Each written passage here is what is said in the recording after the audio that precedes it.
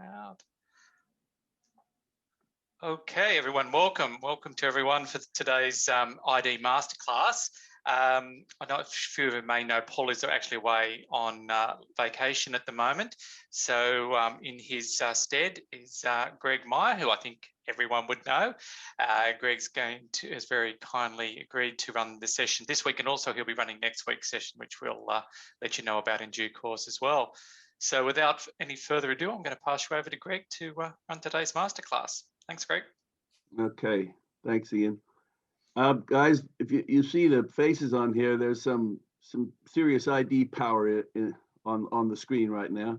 So we're gonna use that, and I want to share with you an approach I use with the ID peak performance concept and being true to self. So if you indulge me for about 10 minutes, I'm going to just show you some slides which will set the tone.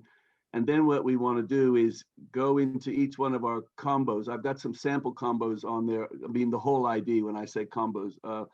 Not just look at one drive, but look at the interplay between all of them and address it with the same, a bit of the theme we've been on about managing anxiety and stress. And there's a little bit more going on with this than Lee Cup's touched on something pretty powerful without maybe intending to, which is there's a lot of neurobiological endocrinology genetic research showing the way that we get stressed and what it does to the body.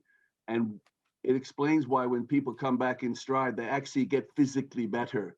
And it removes a process and a hormonal interchange and with the brain that just brings everything back. So it isn't magic. Well, it's magic in that it bloody works so well, but there is some real science behind it, and we're gonna test it out.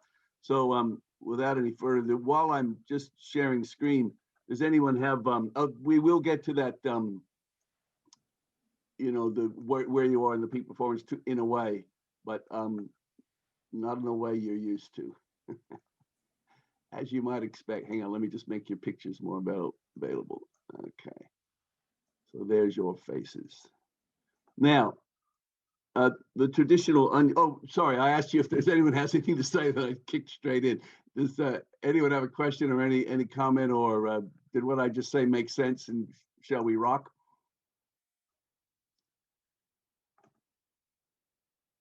Okay, I'm getting a few thumbs and some nods and adjusting of glasses, so we're good.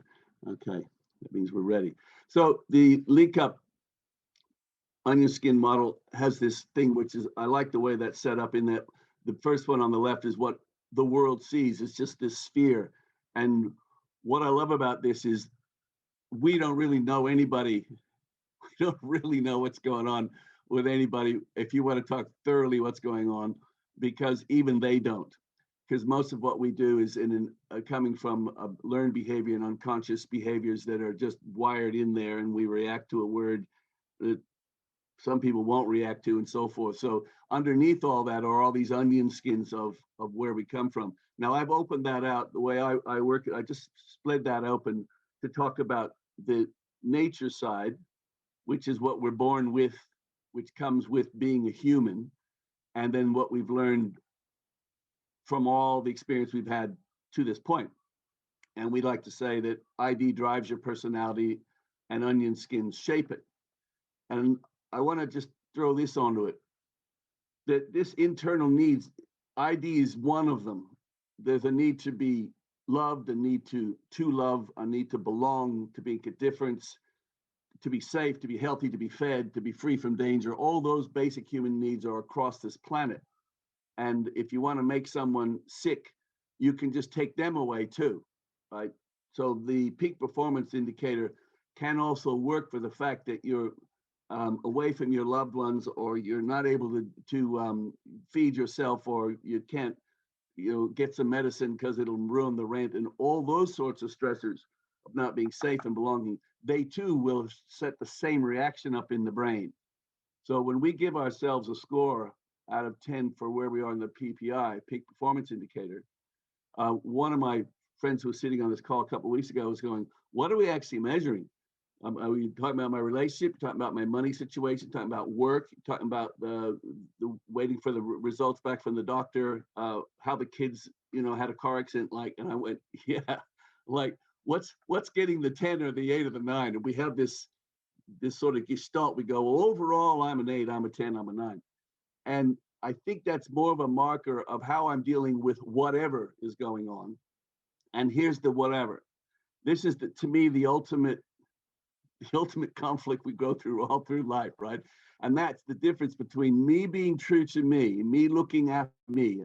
So this nature side, living life as I must do, what is the way the world looks to me. So fitting in with me, and one of these needs to being human, fitting in with all of the rest of the tribe. So I'm calling this the tribe, in that anyone we're living with, trying to fit in with, trying to get along with, trying to get out of trouble with, that's the fitting in. And the battle becomes how much to be true to me in situations and how much be true to them or it.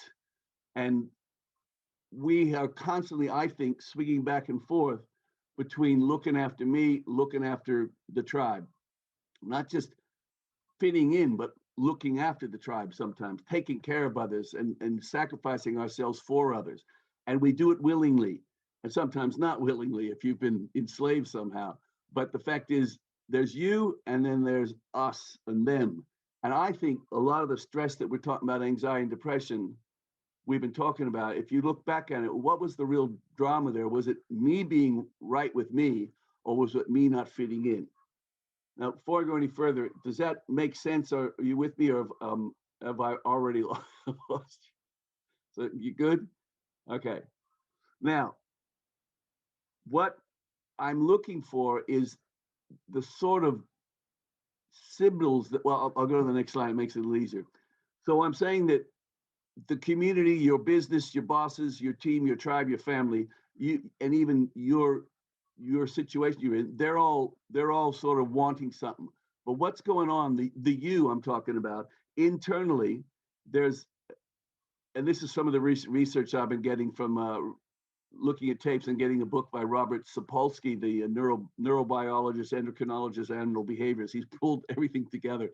And your current biology going on, your immediate sensory input you just heard, the hormones flowing through your body, what's the recent history of how you've been living and being approached, your childhood, your ID, your time in the womb, your genes, and if this thing even goes back to which genetic line you're on, believe it or not, right? This stuff's pretty fascinating.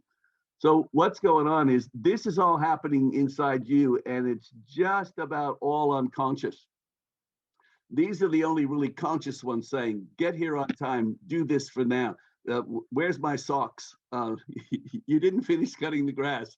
All these things are the outside demands. So why we do what we do is this melange of our internal, mainly unconscious drives, not just your ID, but you're driven by the way your midbrain's been formed over the years and how much development your frontal cortex had before you were 25, all that's in there, and then the demands of others. And so I'm going to be considering the concept that whatever we're called by, well, this is the old peak performance charts. I just wanted to use it because it shows all the drives. And I want to, whatever your drives are, I didn't like the idea of just one color. I thought it might be misleading people, like, oh, only authenticates can be in stride. It's like, no, everyone's in stride if they can. And this idea of fulfillment, achievement, peak performance, that's relating to which of those things of my life and how much of are unconscious. So when we take this score and go, well, I'm an 8 or an 9 or a 10, it really is the beginning of a conversation.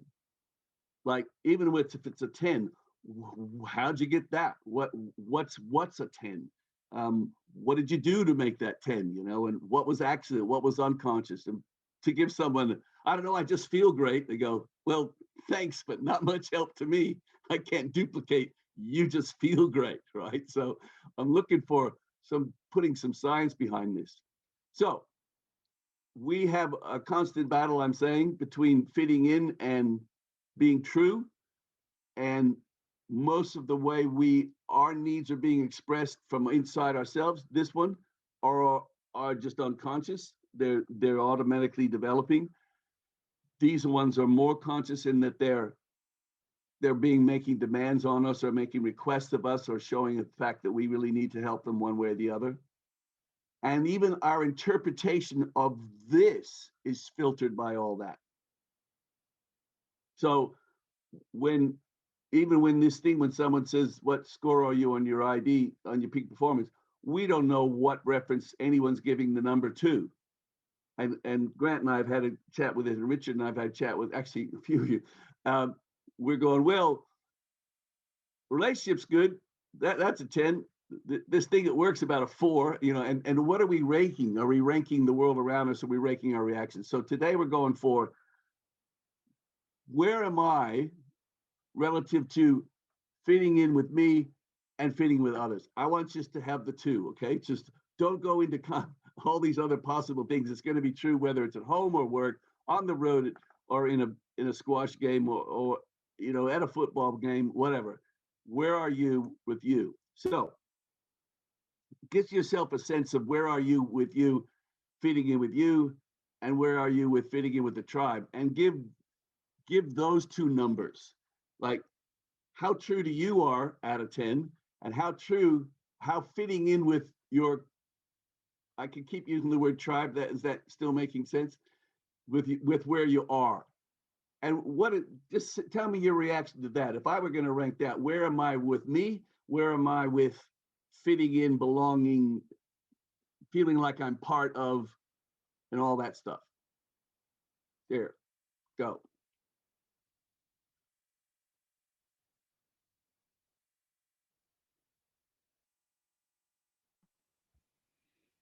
I can start. Thanks, John. Um, from my point of view, the tribe part is very, very high. I have a lot of people that adore me. I have a lot of people that respect me. I have a lot of people that want my time and cherish it.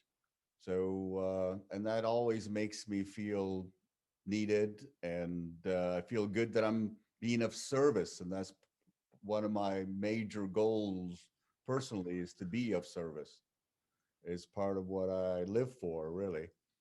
Uh, and that doesn't get shaken even when I screw up, because they know that my intentions is to be of service to them. And so that's always very high. And I get a lot of comfort from that. Personally, things go up and down. I live my life by simple four simple things, which I've learned from ancient Greece, and that is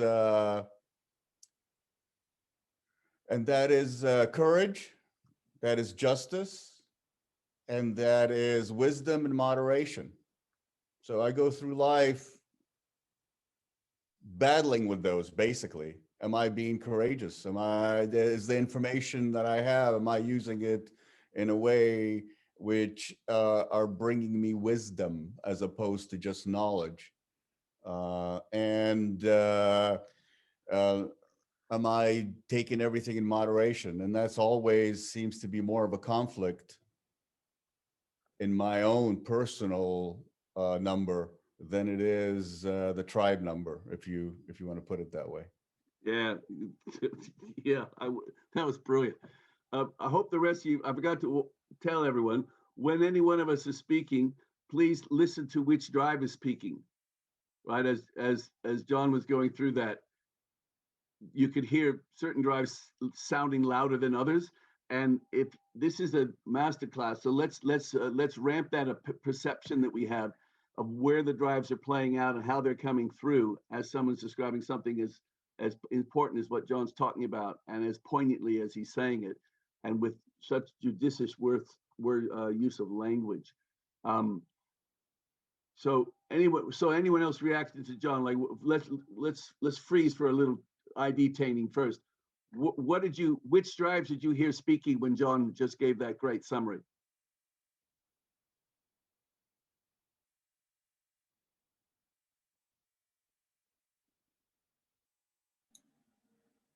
I can't hear that yet. How do I learn to hear that, Greg? Oh, okay, great. Well, you're in the right place. First of all, what he opened with is the tribe part's fine. No matter what he's doing, he's here and he was here to serve. He's here to help. He's here to make a difference in people's life. And they know that he's here to help and be of service. Which drive must help? But which drive's got to be useful? Got to be making a difference. Rich? Authenticate. Authenticate. Absolutely authenticate. And that's feeding a lot of what he gets to have as a sense of belonging, right? His belonging is he's useful in a nutshell. And the other thing is the three, his other strong. For this exercise, if you're not quite familiar with this, just use the stronger drives, leave the 4s and 6s alone for a while. Just go for the 7s, 3s, 8s, and 2s for now. And sorry, Amanda, and 1s.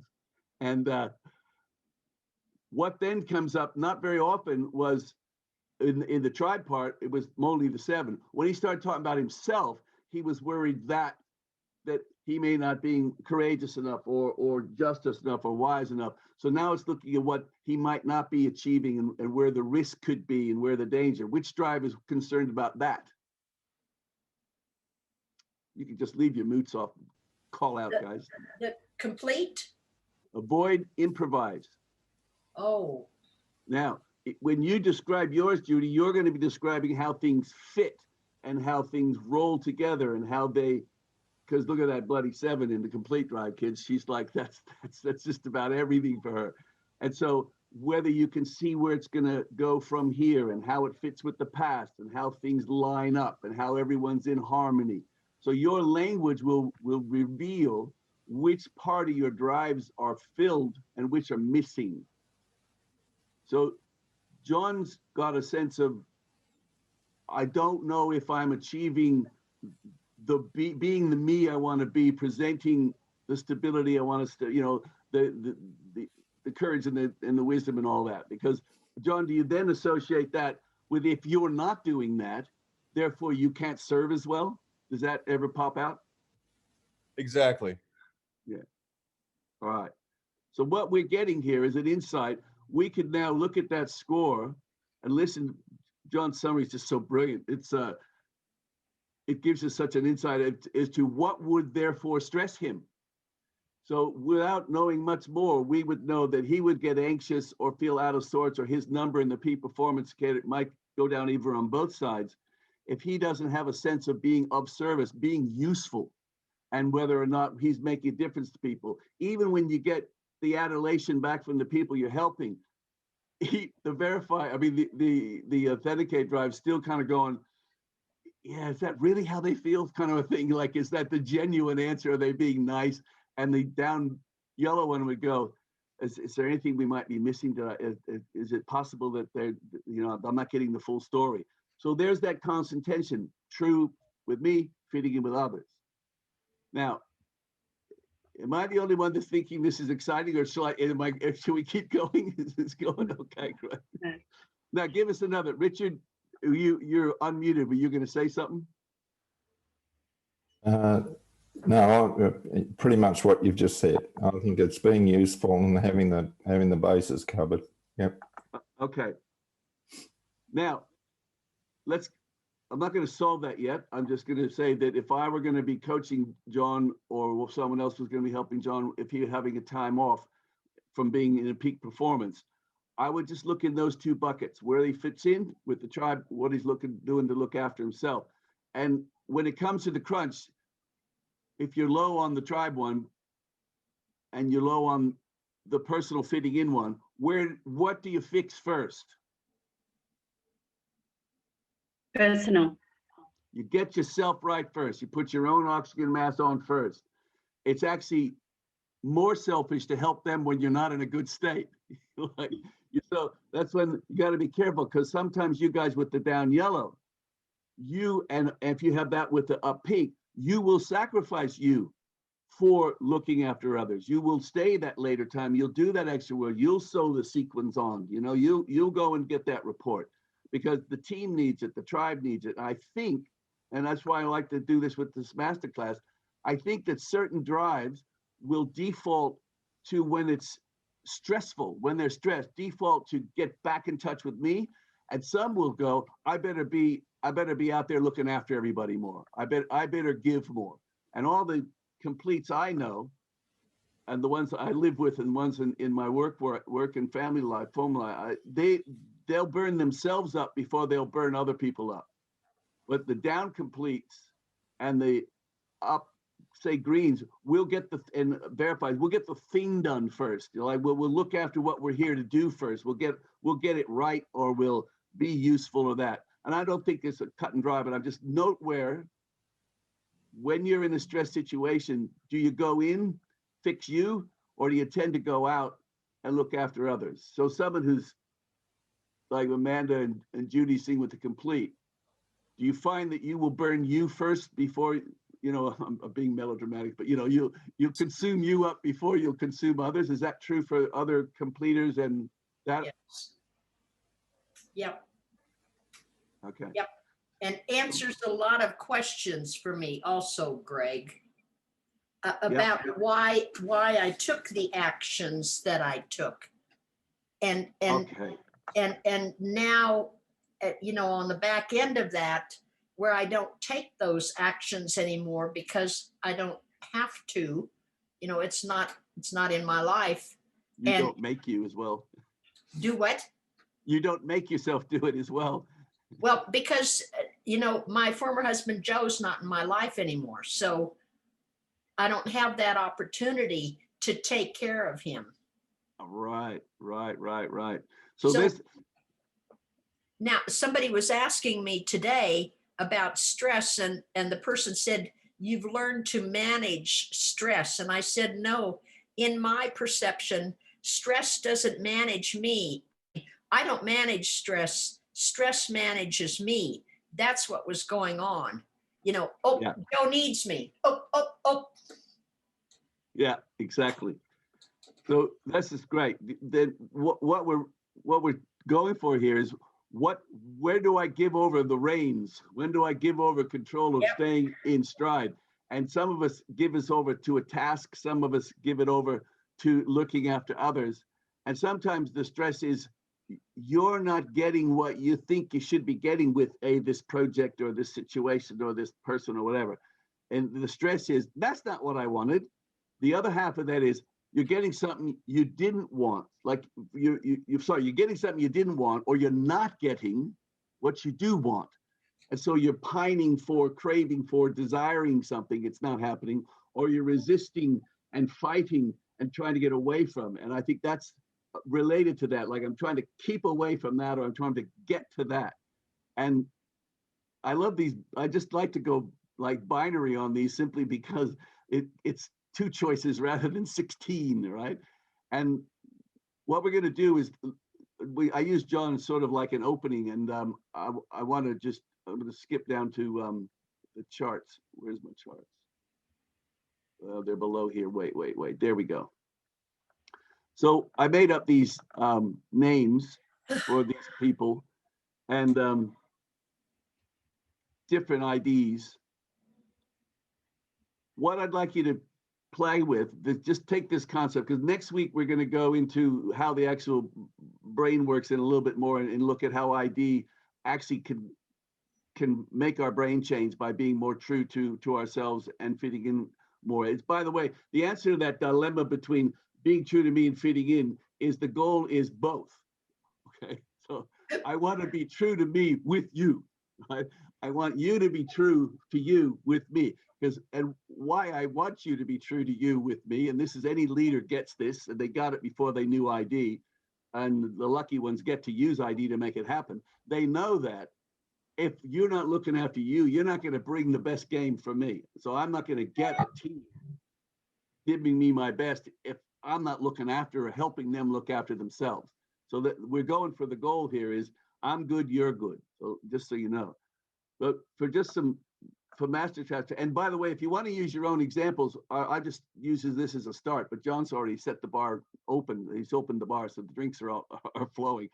But the idea is, if we look at this combo, what would we say from looking at these numbers that would be the sorts of things that would stress this person without having to get too much content? Whenever they feel X, Y, Z, something's not happening they wish they would, or something is happening they wish wasn't, or something's not happening they wish would. And we could look at these and just do the big drives to start with. I'll start with one here. I'm going to stress out a verifier when they can't solve a problem, when they see one but can't solve it. When they can't live up to a priority, when they know there's internally, oh, there's a priority here, the world outside. No, that's not a priority. Already, I got stressed between being true to me, I need a priority, and the other world saying, no, there's not. They say, I see a problem. World says, no, it's not really a problem. Yes, it is a problem. All right, there's your tension again. Me versus them. I can't make it the best. Oh, that's good enough. Grant this and curl your toes. Mate, it's close enough. Don't worry. We'll get by, right? It's like, so you see the tension that's created between what my drive needs and what the situation's offering. Either I'm not getting my drive need met because it's missing, or I'm being put on something that my drive just doesn't want to handle. Same thing with this one. Put at risk, not able to control the risk, unknown factors that could make things go south.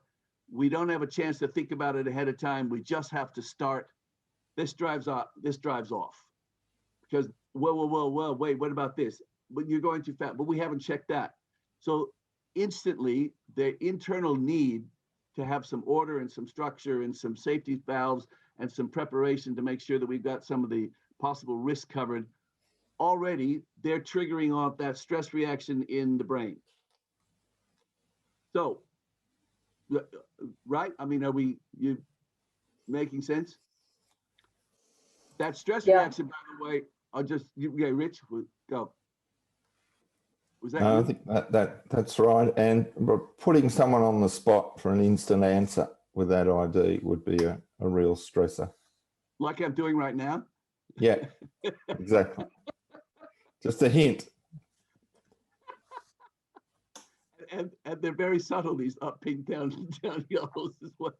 Yeah, I'm good. I'm gonna let people speak when they speak. But just so you know, the last piece is the way the brain's working, where the stress is coming from.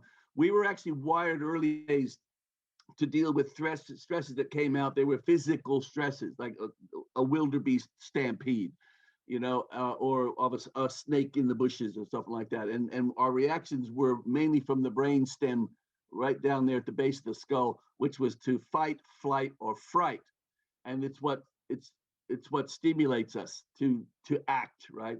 And our act would be run away from it, attack it, or hide from it. Those are the three strategies that brain has.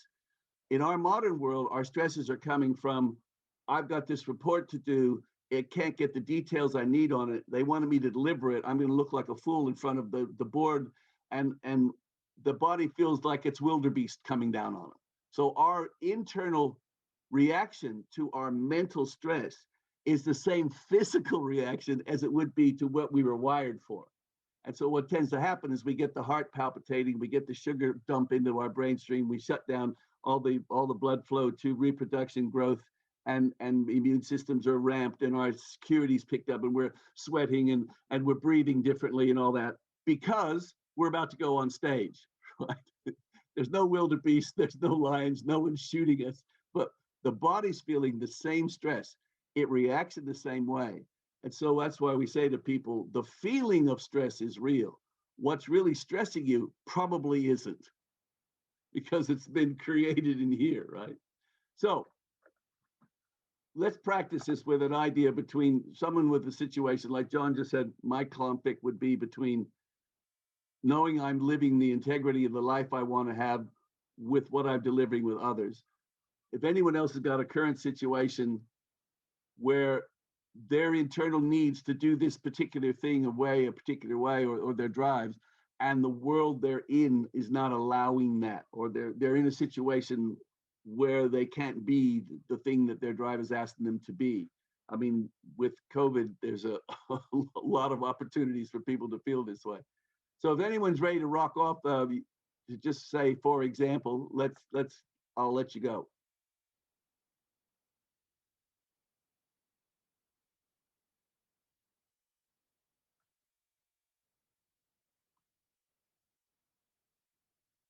Jose, hello. Hello there. I've sort of almost got an example since there was quiet, and I can't stand the quiet. Just yesterday, I was trying to mentor somebody with how to do better in interviews and progress their career, and I was getting a whole lot of pushback from, and I was trying to guesstimate, like, where are you? What is your ID? And at the end of the day, I just used the basic principles of be true to you, make your decisions based on what you believe. But a lot of what I was getting was the culture here is, I need to fit in with this culture. The culture is like this. And I was sort of saying, you're interpreting that, you're making that up. The culture thing is, it's conceptually it's real, and amongst the other people it's real, but for you it's that wildebeest thing. It's not a real wildebeest, you know. You're Right. reacting to it the wrong way. Try to be you, be true to you. And I was relating this later to a colleague of mine, and they actually said, you did exactly what you should have done. You sat there and exemplified the behavior that you were trying to get from them, because you were being true to you. You weren't reacting or behaving as if you're part of that culture that she was referring to. And he wasn't even there, but he just knows me that that's what I would do. I just go, it's all good. Let's do this the right way.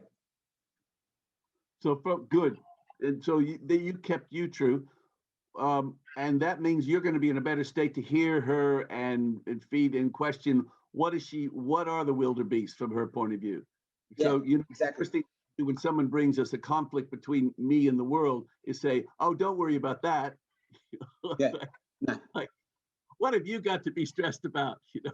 No. It was, and a number of times I actually deliberately sat there, looked like this. Now it wasn't for her, it was for me to remember, shut up, Jose. I know you want to say something, but let her keep talking. Exactly. Yes, that's a good trick for me. Doesn't work real well. Keep going. I'm throwing this out as a model for us to play with, a way of using the peak performance, and it works from. I was going to do just those sample IDs, and I thought, no, we got enough real people in the room. So if someone's got another example, so that's actually was a success story in a fashion where you looked after you and you were better able to look after her because you didn't have any other agenda. With those 2 7s going there, if you have to get thumbs right, get her to get this, that would take you out of being useful to her, but your drives are getting fulfilled. But she's going, oh God, when is this over, right? So there's sometimes you got to rejig your 7 to go, hang on, the real right here is that she sees there's no threat, not me knowing there's no threat, right? And that's the biggest challenge some of the verifiers have got when they're giving a system or a process or a solution to people, is they've worked it, they've scoped it, they've done it, and they go, ta-da, and that's only half the job. The other half of the job is, what are they going to do? What are they going to need to buy into this thing? And all our clients who have cracked that code, who know, okay, solving it's only half the story, them buying it is the other half, then we have success. And you want to remember that moment, Jose, because you'll be needing it later in life with a daughter, a son, a wife, a friend. That same stay neutral sort of thing. You stayed neutral with the topic, but stayed true to yourself. Someone else. Yes, I've got one, Greg. It's Gail. Gail. Yep, normally I'm 10 on peak performance. And today when I think of my tribe, I think I'm down to 8 to 9. Yesterday, my 5673 rang me up and told me that she was too busy. Well, we're all very busy at the moment, so that was fine. And then she said, look, I don't want to do these jobs. I'm going to give them to 6672. Now, 6672 only works at night because she has a baby. And so in the day, she does the odd email and the odd phone call, but her work hours are at night. So the 5673 said, oh, well, she can do them while she's playing with the baby. And then, because I'm too busy. And I just kind of went, huh? And I explained that the person with the baby is really stressed. She's not working well, blah, blah, blah, blah, blah. And then she said, oh, yeah, but she'll find time when she's playing with the baby. I said, I'm sorry, I don't think you're listening. And then I realized it was authenticate speak anyway. And so I just said, look, we'd all agreed that she wasn't doing this particular task because she hasn't got time right now. And so I said, I think the best thing would be, let's just leave it and we'll see how it plays out in a couple of weeks. But it just threw me, absolutely threw me, that she would think that that's A, what you do, B, if you're too busy, you give it to somebody else who's even busier than you are anyway. And then I just realized it was all about not thinking about everyone else. It was very much a personal, this is what I do. I don't want too much to do, so I'll just palm it off elsewhere. And I just found that amazing. So I'm still recovering. But as I say, I realized it was ID speak. So, and I just kind of moved on, but it's still playing on my mind. That up, up, up, down, saying that another person that's got her last two drives exactly the same, well, three drives exactly the same, is what does that tell you when we talk about that complete drive and down, wanting to have harmony and consider how it fits in and minimize the risk and make things more certain. And none of that was being played out in that comment she made, right? Like, I'll give it to somebody else, right? Yeah. So what does that tell you about where you guys fit on her radar of importance? Probably not as highly as we should. No, probably not much at all, right? You're providing some other need she has to put up with you. So that was quite a giveaway, that the lack of consideration for others means that her circle of tribe is very narrow right now. Yes, true. Right. And when you kick it down the road, we'll see how it goes in a week. You just gave her permission you validated that, yeah, it's not that big of an issue because she's got a 6, right? Okay, it's not a priority. Yeah, good. I don't need to worry about it. So there was a lot more discussion than that. I do tell you, I synthesized. Okay. But just know that that's an issue, that conflict between her being right for her and fitting in with the tribe of your business, that's going to be something that you're going to need to be addressing again, because she's shown her flag, so to speak. And what's missing for her to be part of the team? What would she need to belong more? How would she care? Those are all the strategies. But this is, we're not on the same page here. Yes, agreed. Thank you, Greg. I just thought that was interesting because it threw me from a 10 on tribe to a 9. Normally I'm 10, 10, 10, 10, but that just threw me off. Yeah, that's interesting that it threw. Let's go back to you, 4229. What about what threw you off? What was the thing that was the missing piece for you that your belonging? It was not you personally, right? It wasn't your score, wasn't changed. It was about care and for your fellow employees and love, and knowing that the baby girl is struggling because her husband walked out, so she's become a single parent. She's suddenly got a little baby. Her whole life plan was moved. Her ever after is gone. So we know that she's really struggling. And I thought that everyone knew she was struggling, not just her and me and everyone except my 5673. So yes, so that's the thing for me. It kind of reinforced in a way. You can't just assume everything will keep on. You've always got to work at it, because if you don't, those other IDs will get their whatever their thing is, they'll get it up there, and I don't always perceive it. So it's a lesson for me too, and I think that was what threw me, because my expectation is that we all care for each other, and we automatically always do. Right. And which drive was mainly speaking there for Gail, guys? Avoid authenticate. She assumed that that others sort of picked it all up, and she's talking to two green up people. They had no idea of it. What I Yeah. was about, yeah. Yeah. And that would be, so we all know from Gail's, that's going to be a perennial issue for Gail to recognize and deal with. And the sooner she gets that's it's that one again. I mean, she used the phrase, it was authenticate speak, right? Like, oh, so you do know, right? You do know that. Oh, I certainly know. But with a two, everyone, for most of us, it's hard for us to appreciate a two in authenticate is assuming so much about the world and what we would all agree to and what the big intention is and what we're all here for and where we're going big picture and how we all need all those things. And to come up against the fact that that's not being true, there's your stress thing. There's your marker goes down. And I actually wish for you to find that often in your life, because it means you get back in touch with the reality of others in such a way. And that means you'll be even more forewarned. Oh, I got to keep an eye on this because people, got to keep an eye on that.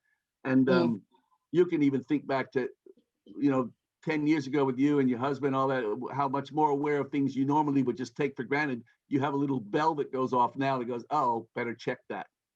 And that's what we do with our drives. Once we know what's missing for our drives, we're more aware of when it's missing. And that's what I'm calling early warning signals. And I want to go into that next week when we do with the public one more. What are my signs that I'm not being true to me or I'm not fitting in? What are the symptoms I'm getting? And I think they vary with ID as well. Someone else, another example of you being true to you and or not fitting in.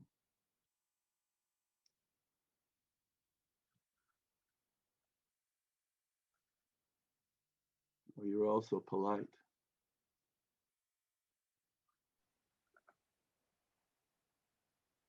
Give it just another one, Jose. Someone's going to crack.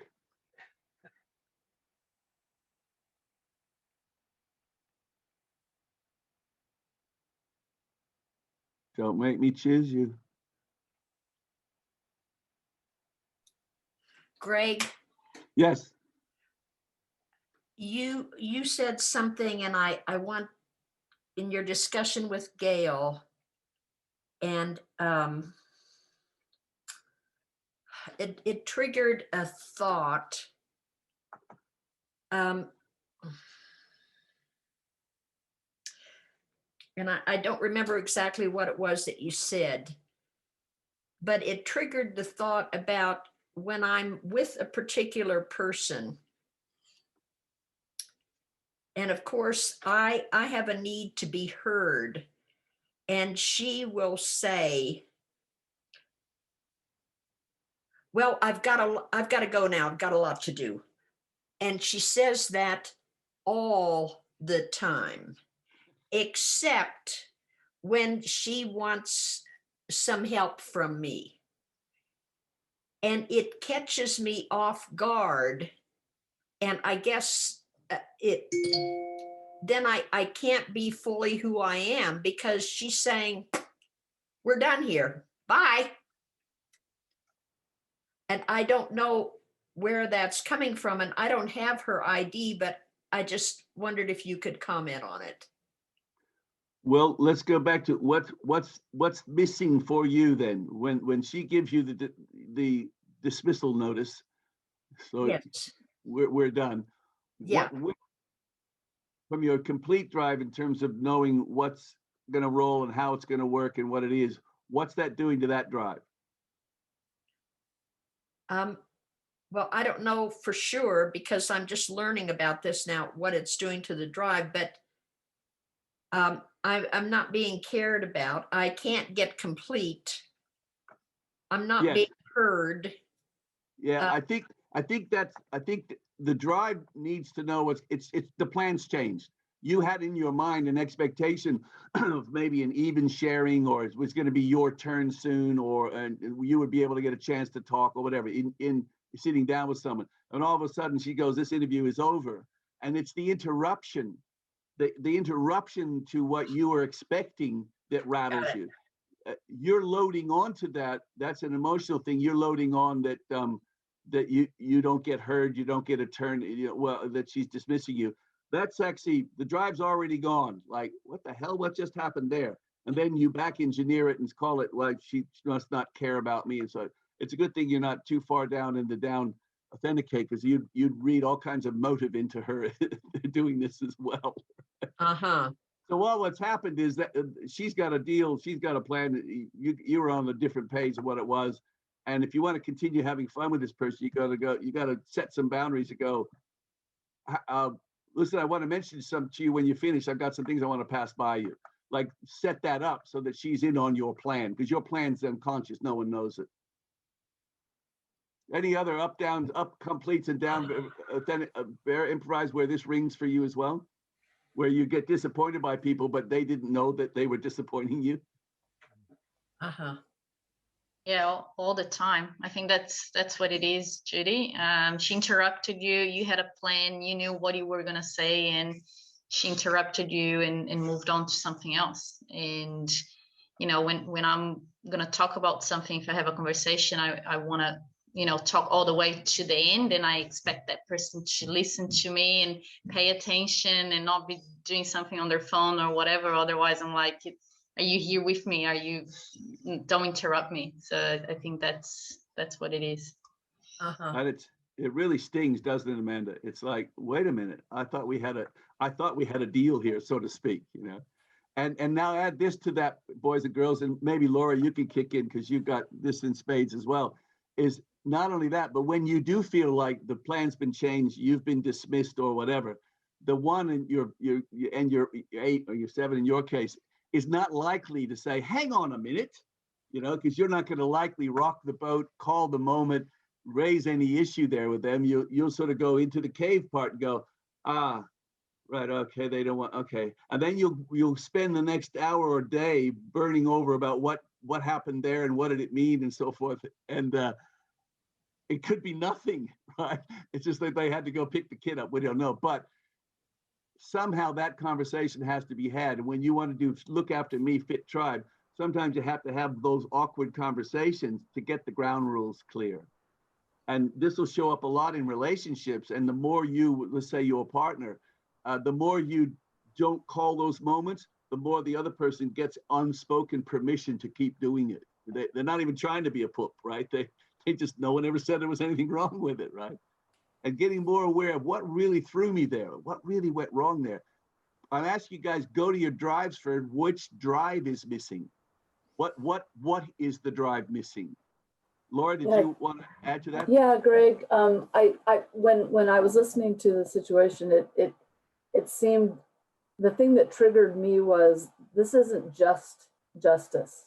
This isn't, she's not treating me with the fair attention I need.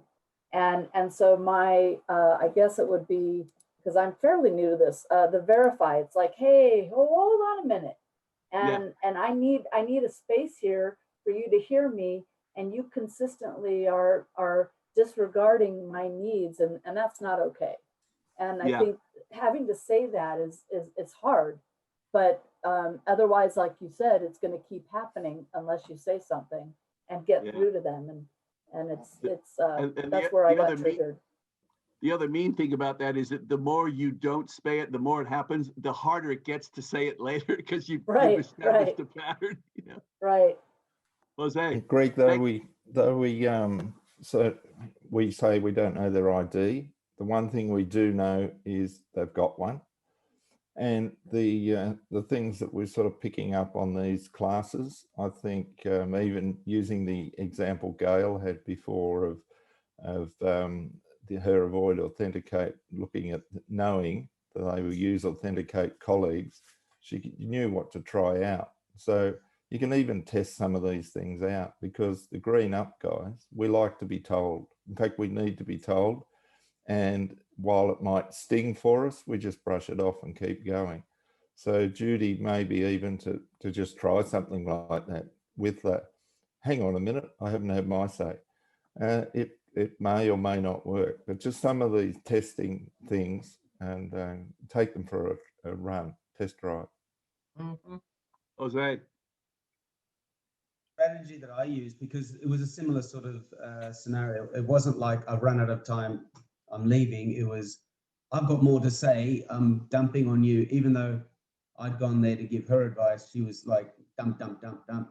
So the strategy that I used was I suppose it's because I'm not working to a plan. I'm very kind of improvising in that sort of environment, because I didn't really know how I was going to approach it. But what I decided was, even though the balance, there was no justice in the balance of talk, if you will, there was no 50-50 sharing, it was a lot of them speaking.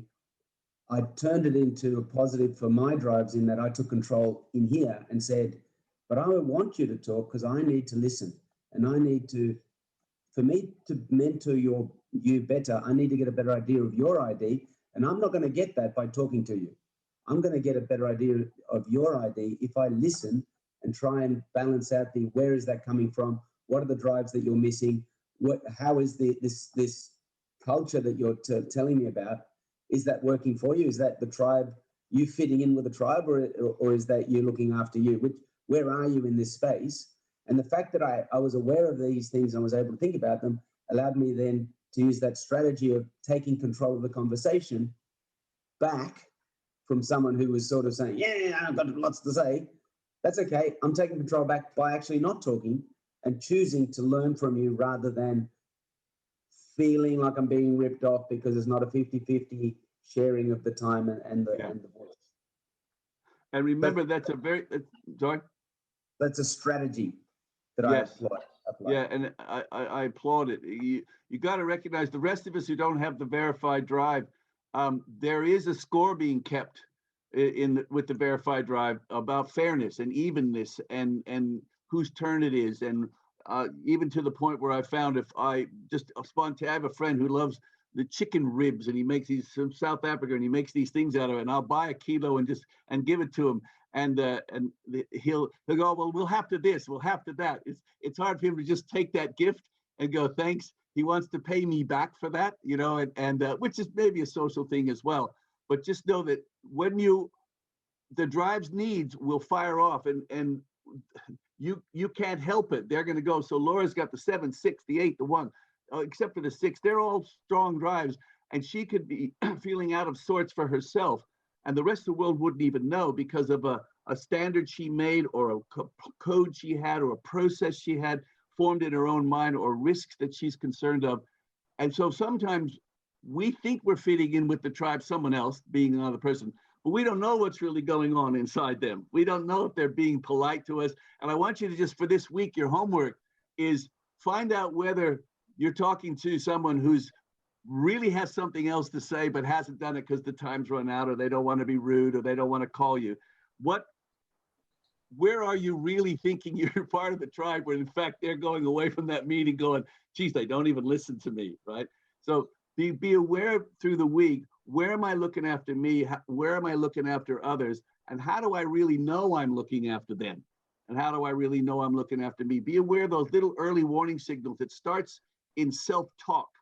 It starts in what you start saying to yourself, and what you start saying to yourself about them.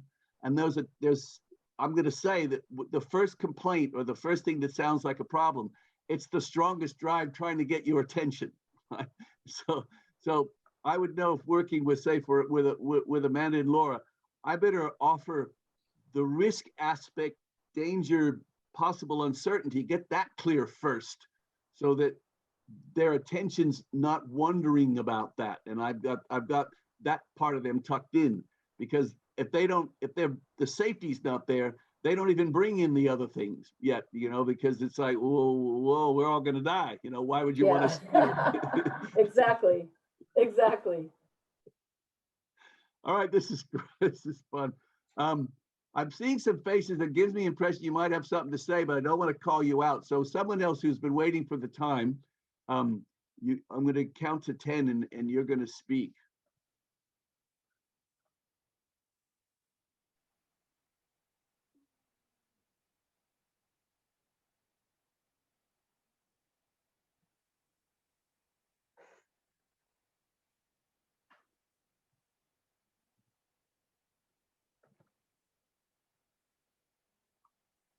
Hi, this is Mark.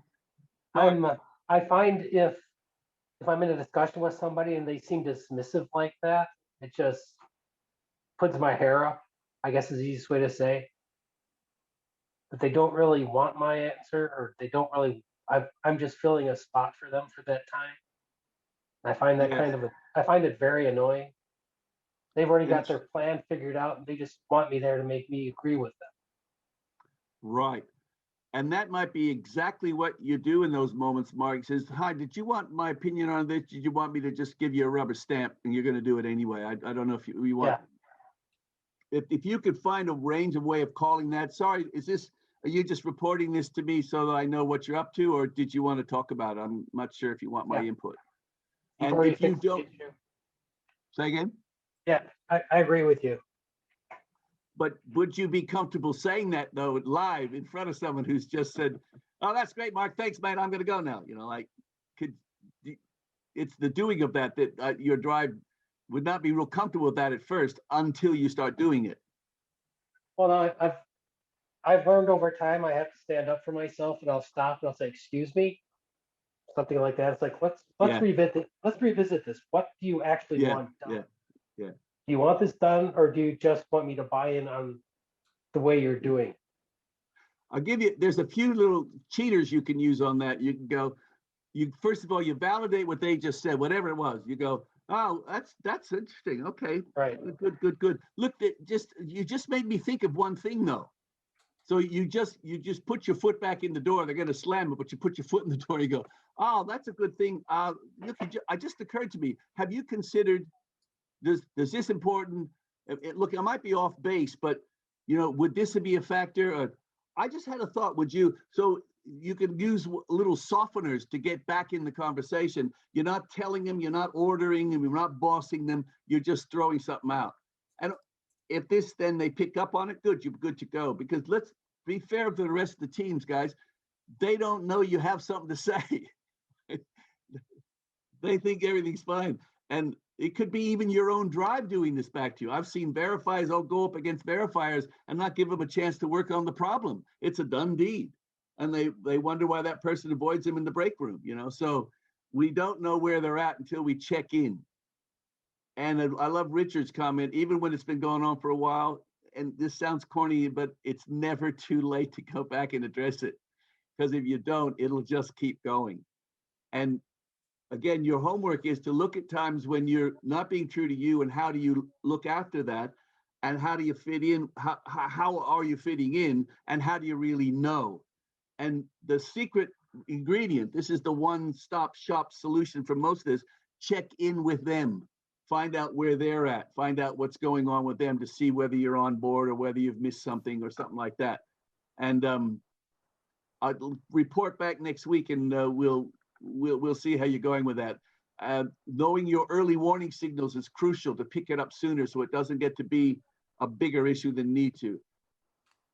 Anyone else have a comment or a question? We've just got some time to field that. No, I just think that's good advice, checking in and genuinely just seeing where they're at. I like that. Yes, we just don't know. Yeah. When you say something, you don't know, A, what they even heard, because you don't know what they heard.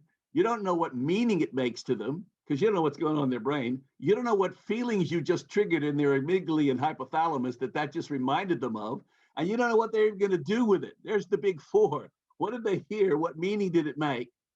What feeling did it generate? And what are they going to do? And until you knew that, you shouldn't be talking anymore till you find out those answers. Right? It's check-in time.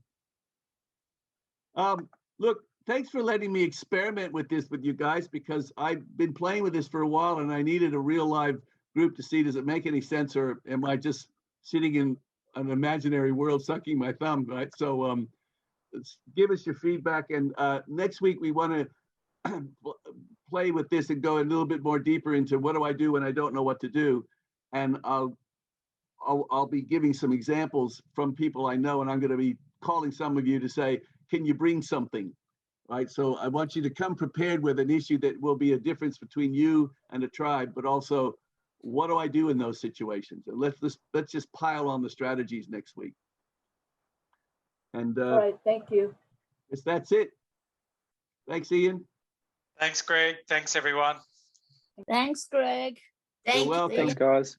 Thank Take you, care. everybody. Thank you, everybody. Okay. Stop share.